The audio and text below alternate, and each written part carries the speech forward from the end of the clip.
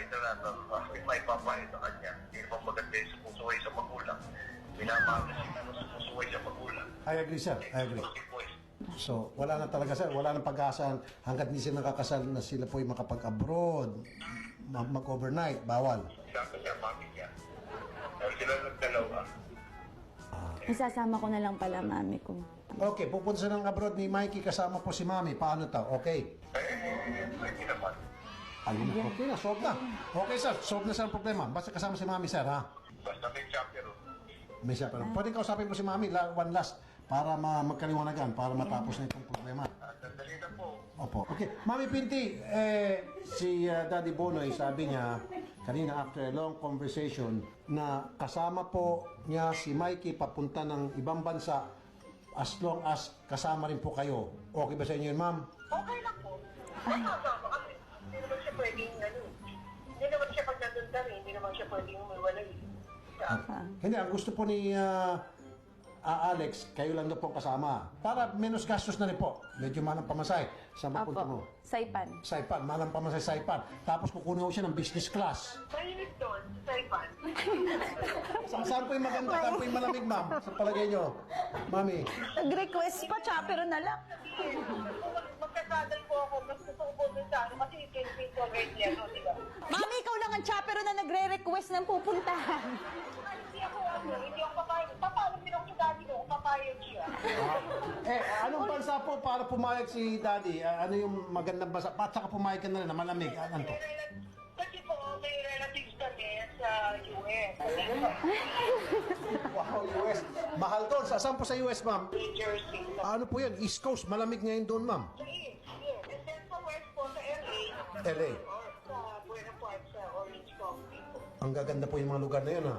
Orange County. Mamahalin yung mga properties doon. Actually po, last time na-travel siya with their barkadas.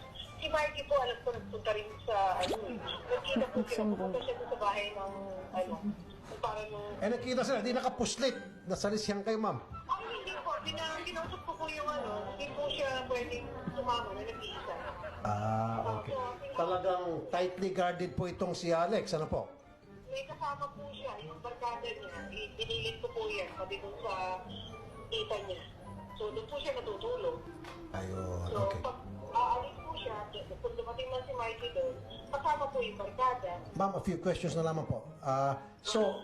Kung ikasal na po itong si Alex at si Mikey, saan po yung kasal gusto niyo maganap? Kasi taga-taytay po kami. Sa Rizal, opo. So, lumaki po siya doon sa church namin.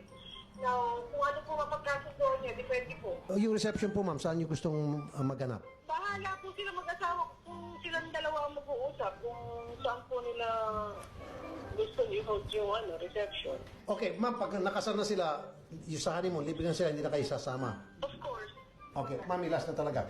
Kasi kanina si Daddy sabi niya, 2, 3, 4 hanggang 5, ang apo ang gusto niya kay Alex. Kayo po, mami, ilan apo ang gusto niyo kay Alex? Ako gusto ko rin po mga at least, 3 hanggang 4. Kasi yung gusto sana namin pero dalawa lang yung binigay ni Lord. Kaya, hindi po kami nag-family planning, pero dalawa lang talaga binigay sa amin. Gusto mo na ba, Mami, bigyan ng pinsan si Sebi? Bibigyan ko. Pakasal na kayo. Pakasal mo na kayo. Wala namang problema doon O paano ma'am, halimbawa, sila ay nag-asawa na at gusto nyo tumira pa rin sa bahay nyo, okay sa inyo? Ay, mas gusto po namin yun.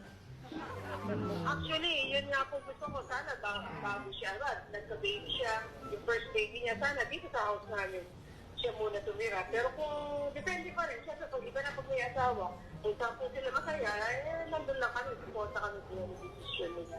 Pero we would like also na sana dito, kasi like, si Kirby po, ang layo sa amin. Sa sa Magdili. So, binira naman po makapasyal sa Taytay. Pag-isa-isa nakakapasyal, pero para makita mo, pupunta ka pa sa Magdili. Kung dito nakatira, di ba? Anytime. Oo nga naman. Hindi na po, wag na lang po. Hindi ako dyan, Mami, titira. Ayoko na dyan tumira. Kasi Bakit? niyo ako pinapayagang mag-ibang bansa. Hindi na titira sa inyo? Hindi na po yan, mahilig magtampo, pero takot din po yan sa dati niya. Sa dati, hindi naman po ako pero kaya lang talagang, kailangan po maging kami ni Daddy. So ano po yung style ng disiplina niya, ako po yung sumusunod. Kasi kesa mag-clash kami dalawa. Kahit di po ako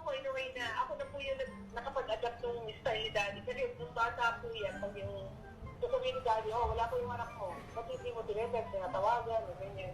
So ako yung tagatawag, tagatest. Sorry na lang, kasi kapag nagkaroon kayo ng mami at daddy na conservative, hindi kayo pwedeng mamili na magulang. Pasensya na. Ano kayo? Mag-decide kayo.